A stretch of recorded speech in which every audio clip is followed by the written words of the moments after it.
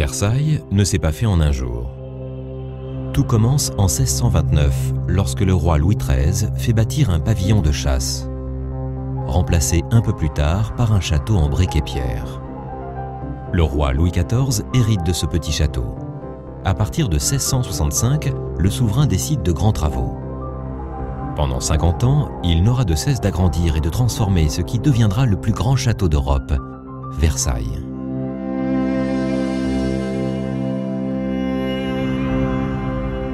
L'architecte Louis Le Vau réalise 2 grands appartements en symétrie pour le roi et la reine.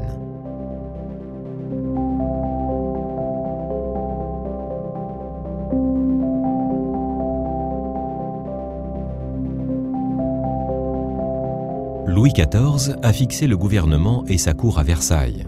Après une nouvelle campagne de travaux, Jules Hardouin-Mansart remplace la terrasse qui domine le parc par la galerie des glaces qui devient le grand espace de réception et d'apparat de la cour.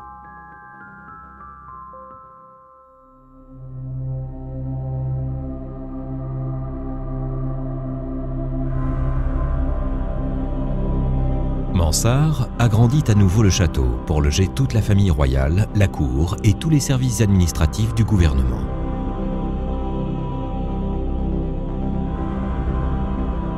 Avec le personnel de service, des cuisines, des écuries, environ 10 000 personnes s'activaient en permanence autour du palais.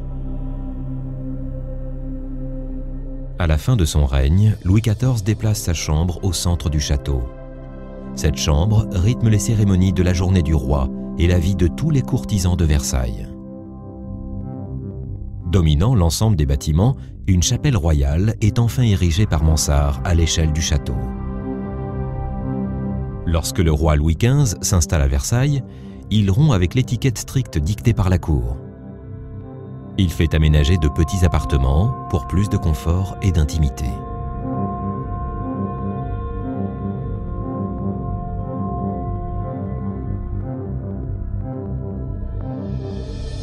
À la fin de son règne, Louis XV fait construire ce qui manquait au château, une vraie salle de spectacle, l'opéra. L'architecte Gabriel modernise les façades vers la ville.